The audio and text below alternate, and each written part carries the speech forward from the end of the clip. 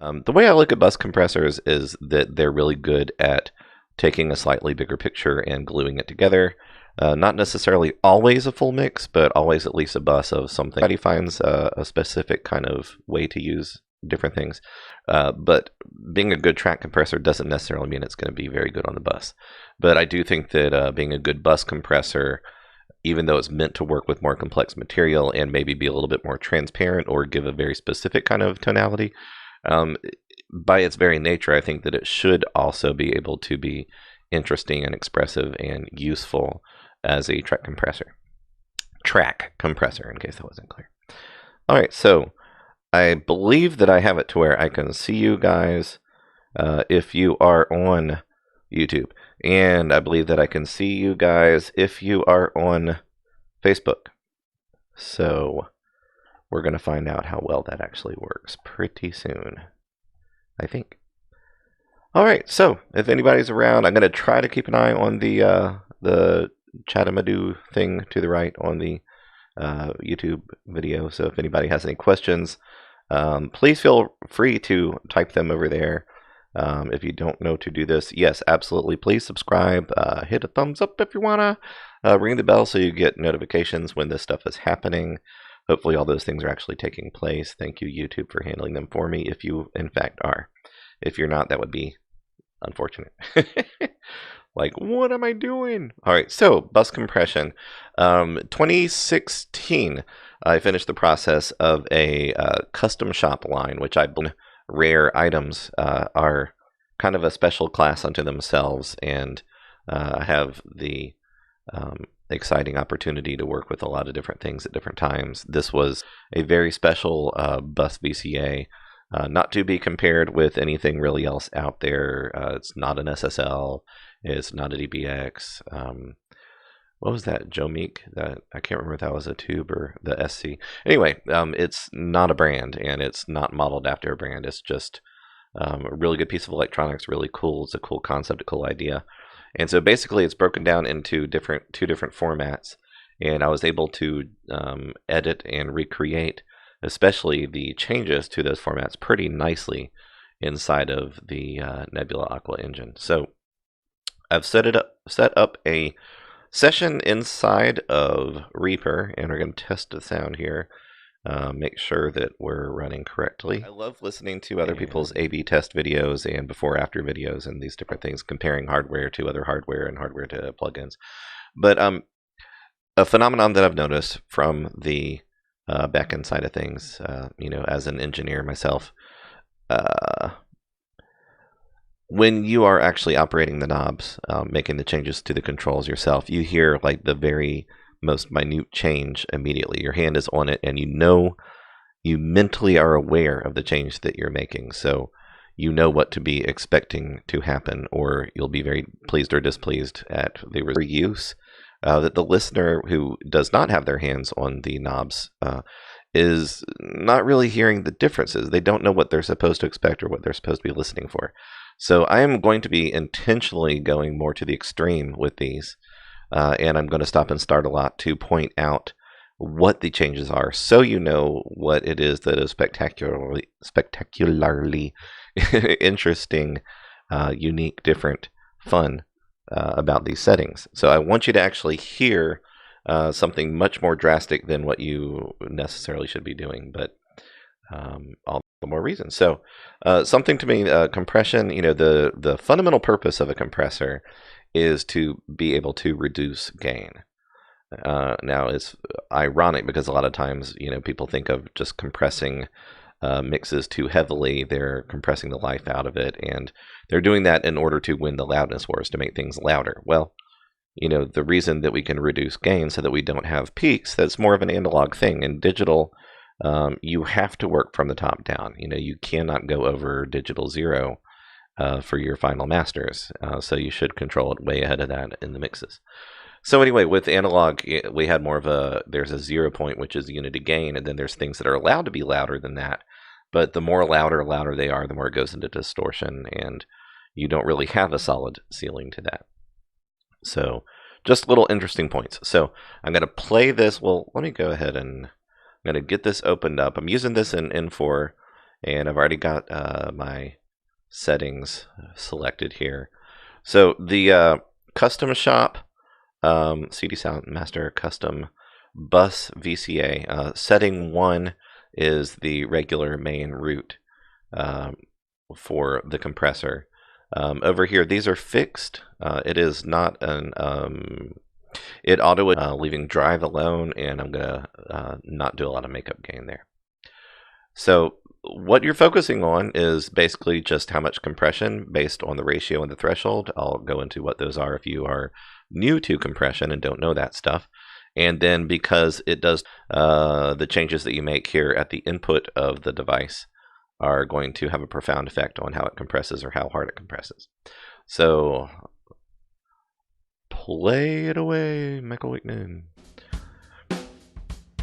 So I know it can be a little bit annoying to listen to the same thing over and over, but I want you to be able to really hone in on what this compressor is doing. So in mode 1, it should be able to smack pretty hard. So I pull the threshold down, the volume is going to go down slightly. Not really. Alright, so we came down from about -3.7 to -6-ish, so I'm going to set that there. And as I increase the ratio, the volume is going to go down as well. You're going to notice that. So I want to take it to an extreme so you can hear this thing just really doing its thing. A tiny bit louder. It'll be easier to just control this over here a little bit. Okay, so that's about the same. So here's without anything.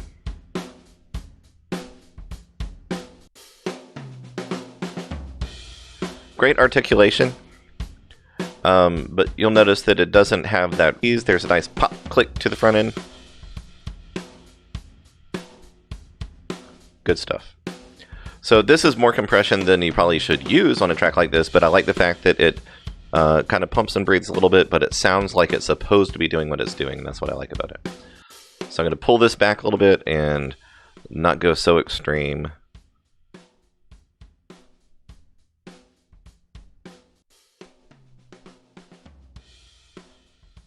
I like that with this compression you can hear a little bit more of the depth, things that resonate, rooms that sustain.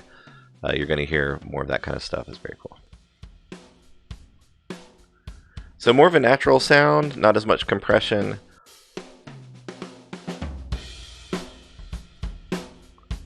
You really know the difference when you let off of it.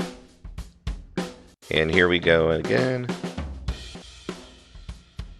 Smack, smack, go smack, smack, smack. Going to have a deeper effect on the threshold. So, like, check this out.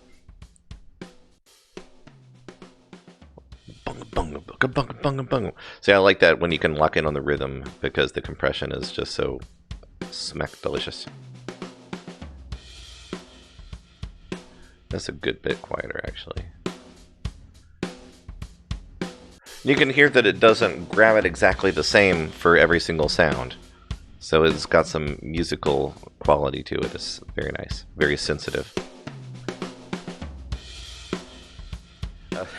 Alright, so Mode 2 is designed to give you a more fluid response, especially with things that compressors, analog compressors, have exactly the same problem that digital ones that tend to model them have, which is that they tend to distort or to kind of get garbled with too much low end. Either too much volume, anything under about 120 hertz or 80 hertz, depending on the design, down to the real subs, 20, 40 hertz. And so instead of just cutting that out of the sensor or, not compressing that part or actually EQing some of it out, you can change the way that the mode responds to that. So I'm going to let you hear a little bit about this. It's also a little bit tougher to hear, which is part of what makes it better for a bus. But once again, I like giving a little bit more extreme examples so you can really hear what the personality is like. When you have this hands-on, you're going to make much more subtle choices unless you don't, because gosh, it does actually sound pretty cool. So the drums are when you overdo volume -40, almost 50.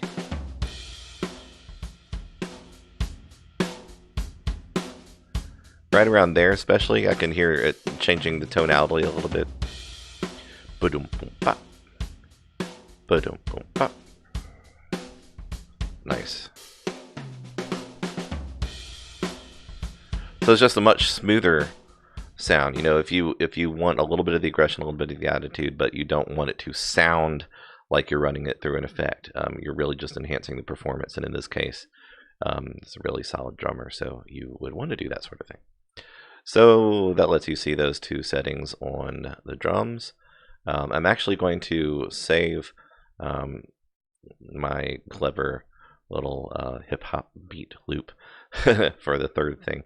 I'm going to change over to something which is I love this bass loop. It's such a great example for stuff. I mean, it's cool for a song anyway. So go ahead and get this opened up. And I think I've got one and bass. Yeah, okay. So we're good. All right, so here is the bass line, and if I am not mistaken, this is a really cool George Clinton funk bass that is part of a collection that I have purchased. I have every right to use it because I have purchased this for the use of exactly this kind of thing. Boom, ba-doom-dum.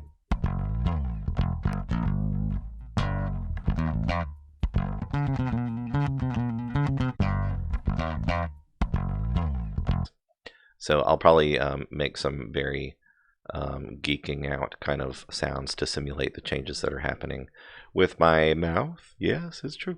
But I think that it'll be helpful for you to hear kind of the extreme change that this does with bass.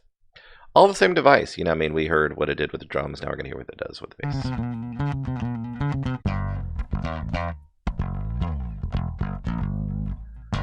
So first in mode 1,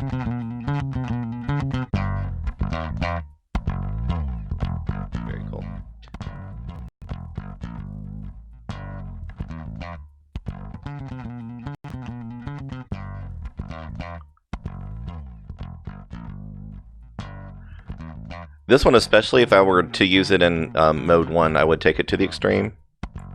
You've really got the attack on the bass, so it's really changing the aggressive nature of the playing. It's less of the melody, less of the sustain. This is definitely more of what this compressor is designed to do with bass. Right here.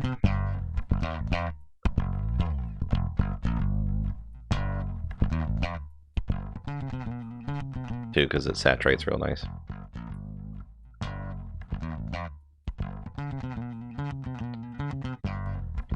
So let's see.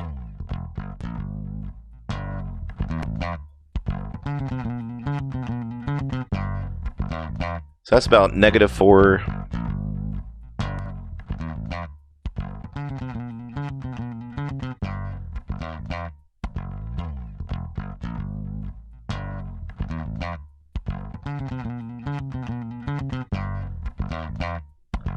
So that's about the same right there. That boom, ba-dum, bum.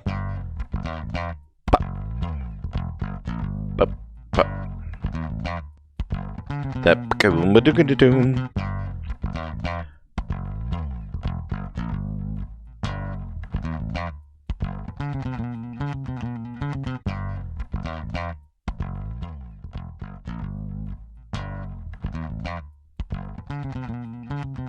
If I take it somewhere in the middle, a little bit less ratio and a little bit less threshold, you're going to hear where it's latching onto the sustained boom, and then when it lets off and re-triggers one of those percussive notes, it just makes it a very lively performance. Where the other one was very, it changed it to much more aggressive. So I love what it does with bass.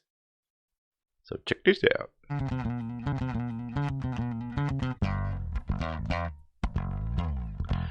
Doom. Very, very, very different from this mode where we have, let's make sure it's working right.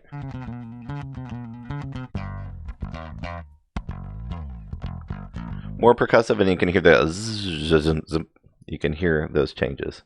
Again, you know, it's very percussive, but this is more of an example of it is a little bit processed to begin with, but I thought it was a good example, hearing it as an actual bus on a bus.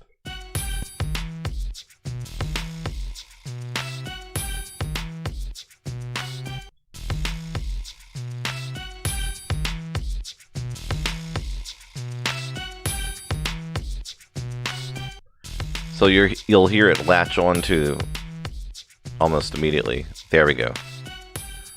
Boom, boom, ba, boom, boom, ba.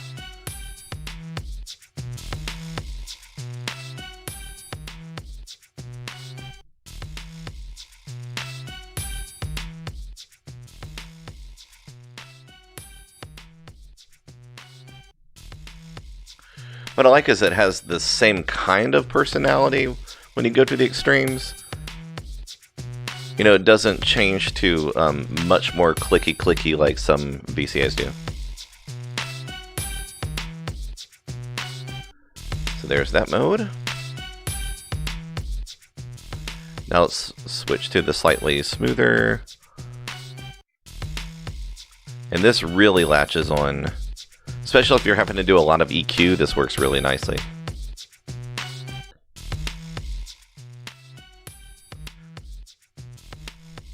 You can really hear the smack.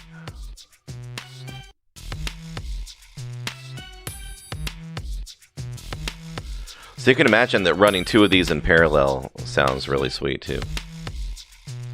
So there's without.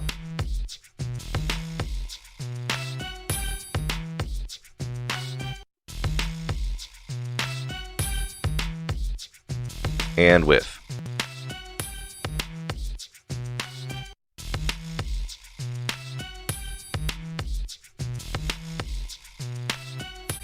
Alright, so that gives you some examples of the custom shop bus VCA. Think that you will like it. Hey, thank you, Hopefold. Very cool. That's going to be it for this one for now. I'm going to do just an overall VCA video. And what I like to do is to compare this to the Punch VCA, which is already available, and to the 160A, which is already available for Nebula Pro. And once I get this updated on the new website, I will send out a blast along with this video and give you a special deal for it. So I know you'll want to buy it once you hear it. So thank you so much for joining, and have a good Saturday. And in the future, have a good whatever day it is that you're watching this. All right. God bless you guys. Thank you so much for joining. And for now, Michael Angel out.